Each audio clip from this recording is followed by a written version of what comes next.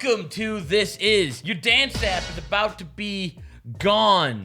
Are they getting rid of Musical.ly? Vine's not coming back. What? What are we gonna do, Matt?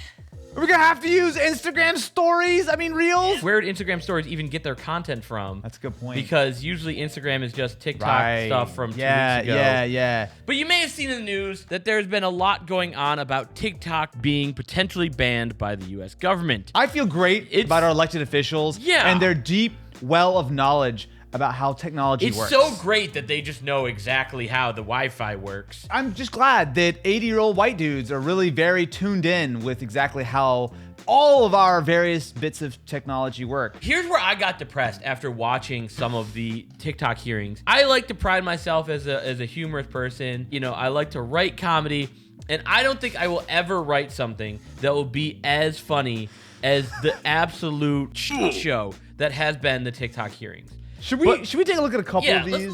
Let's get some highlights in case you missed them. Can you say with 100% certainty that TikTok does not use the phone's camera to determine whether the content that elicits a pupil dilation should be amplified by the algorithm? Can you tell me that? How many buzzwords can you shove in? Wait, do we use the camera to determine the pupil dilation for the algorithm? No, they just see how long you swipe on it, idiot. God, I hadn't seen that one. That's so bad. This is one of my favorite ones, though. No, the only face data that you will get, that we collect, is when you use the filters to have, say, sunglasses on your face. We need to know where your eyes are. And Why do you need to know what the eyes are if you're not seeing if they're dilated? If I'm using a sunglass filter, why the hell do you need to know where my eyes is? If you track my dilation of the pupils, sir, you will be kindly escorted out of this country. What the fuck was that? Let's watch a couple more. Boy, sit down, buckle up, grab your popcorn. We're going deep today. We rely on age gating as our key age assurance. Age gating, which is when you ask the user what age they are. We have also developed some tools where we look at their public profile to go through the videos that they post to see whether... Well, that's creepy. Tell me more about that. It's public. So if you post a video, you choose that video to go public, that's how you get people to see your video.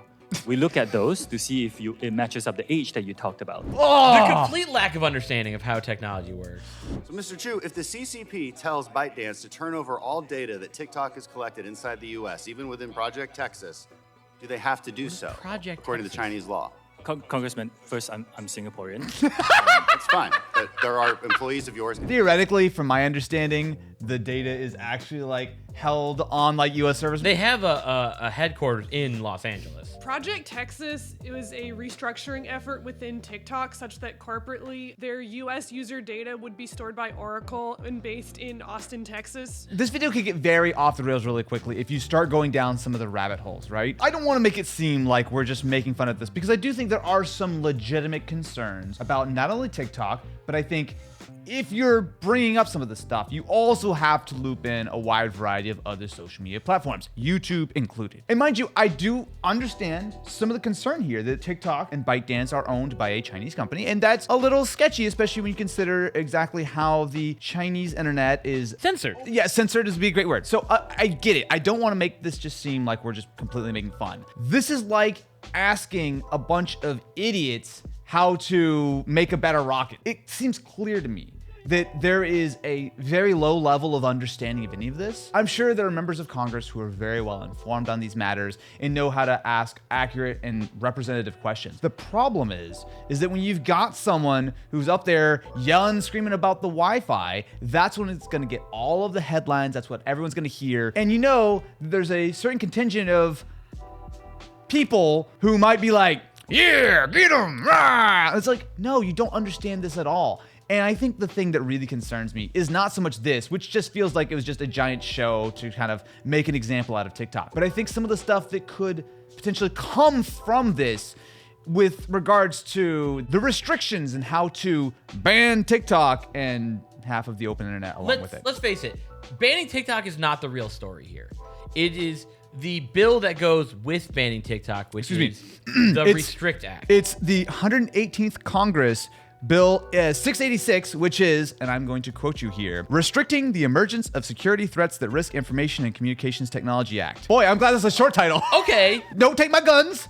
Don't take any of my other things. Protect me from TikTok, please. Yeah. I need to be protected. Like, I'm not gonna mince words. This bill might be one of the dumbest fucking things I've ever seen in my life. This bill is essentially net neutrality. It's cocaine bear of net neutrality. Okay? Great way to describe Like, it. essentially what this does is it restricts access to apps, servers, websites, whatever you want from combatant nations. Foreign adversaries. Okay. Foreign adversaries. This would include the People's Republic of China, including Hong Kong, Cuba, Iran, North Korea, Russia, and Venezuela. Essentially, what this would give is the Secretary of Commerce the ability to ban apps, website services. That's one of the biggest problems that I personally have with this. It's not like, oh, this bans TikTok, which would be bad enough as is, in my opinion. They would be able to ban basically any kind of tech-based product, website, app, service, whatever, from any of the countries on this entity's list. At face value, you can understand why a bunch of old people who maybe don't understand this very well would think, great, we'll keep the kids safe, we'll score some points with our constituents, and we'll ban TikTok and all the other things. But the problem is, once you start thinking about this, right? Like, there are many, many times throughout history where good intentions can lead to very bad outcomes. I would almost say most of the time. Most of the time. Because it's not just a TikTok app. But like we talk about, like, oh, commerce or websites. Off the top of my head, I could think of Wish.com, Temu, AliExpress. Pretty much most things that you order from China. The way this would work is this act passes, theoretically. Then at that point, the executive branch going through the Commerce Department can say, hey, you know what? We don't like X company. So let's say it's Temu. They're collecting too much pupil dilation data from the users.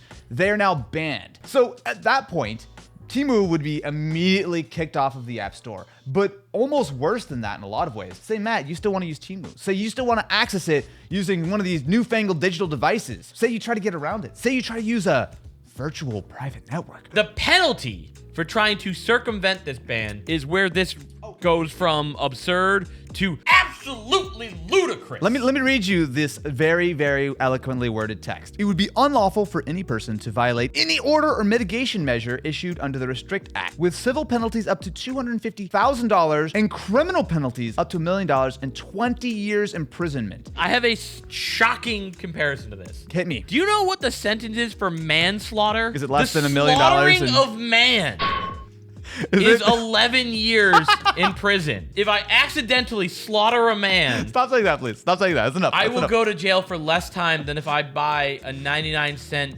ring from Temu. Or you use a VPN to access TikTok. It's absurd that of like the penalties of this, because in order to protect you, they're restrict really, you actually. Like, hence the quotation marks. You know, they're so worried about, like, oh, in these hearings, they're talking about how censored the Chinese internet is.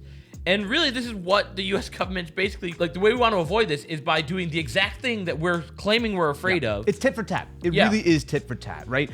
The internet, since its inception, has very much been founded on the idea that it is open and free for all. Now, obviously, that's not, broadly speaking, true. There's obviously lots of little sort of changes, and, like, not everything is always like that. But the thing is, generally speaking, I can go on a website from pretty much any country. It doesn't matter, because I'm on the internet. It's one thing. But we see this sort of gradual sort of clawing back of power from a variety of governments that will sort of firewall things off, will block, will ban things. And if this were to pass, it would allow the US government to easily go right into that. Mind you, we're talking more like worst case, right? We are. More likely, if this passed, they would probably start to try to shut down TikTok or something. Like, that's the clear thing. But once this law is on the books, all it takes, maybe 5-10 years from now, a certain president of any kind decides, you know what? I don't like Temu or literally any of these things. This is where it gets scarier. Bam! Because the decision, according to this bill, is from the Secretary of Commerce, which is under the executive branch, aka the president tells them what to do. It is not an elected position. Correct. It's appointed by elected officials,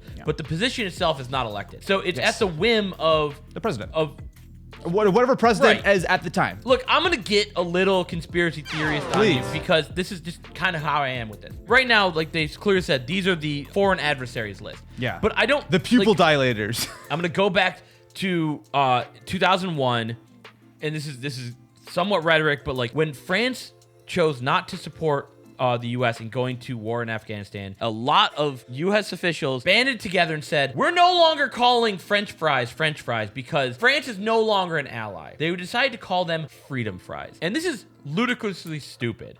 But all it takes is if you have a bill like this on the books, some guy's going to start saying, well, maybe if something like this happens again, oh, I want to use this bill to ban apps or whatever. In whatever country we're not liking it at this point in time. That's messed up. And that's a really big potential problem for not just the US, but for the entire world because of how world economies work. Once you start banning one thing, then it gives another country the incentive to ban your thing. That's how you have spirals. Yeah, very you have quickly. competing sanctions. Exactly. And then suddenly no country is able to trade with any other country. It promotes this massive amount of xenophobia. That's actually the thing that these hearings really bothered me with. Yes. It's like, oh, evil TikTok. It's like, I understand there are some valid concerns about TikTok. I don't want to just throw them all out, right? No. But in my opinion, what TikTok are doing is probably a little bit less invasive than what, say, Facebook or Google are doing. The amount of tracking and data and pupil dilation that is being tracked among these various different sites, it's enormous. And the only reason that TikTok is getting singled out is because they're in China.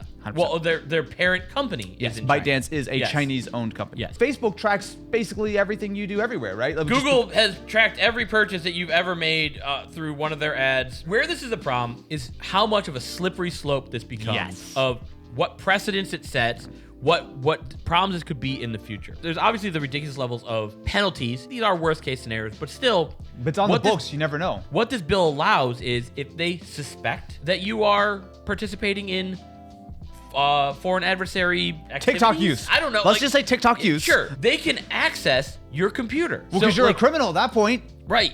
Go straight to jail. Do not collect $200. They legally can take control of the contents of your computer. They can even legally take your physical computer and put you in jail for 20 years. It would be evidence that you're doing wrongdoing. There is no privacy when that's a reality of it. These things are challenging to talk about because what Matt is saying is 100% a potential. There is a scenario in which something like this does pass and it ends up being hardly ever used and it's not a big deal. But there's, I think, in my opinion, just as big of a potential for something like this to pass. Maybe a few years go by, then a president of whoever knows in a few years, whoever's running the country decides, oh, you know what? I don't like this or that, or we need to expand this to this country or that. It like sets a dangerous precedent. At that point, it's very difficult to wind these things back. As long as the people in control of that don't know that you have to use Wi-Fi to access an app. Exactly. Like we say, it's only potential right now. Yeah. But the complete lack of understanding how any of the infrastructure works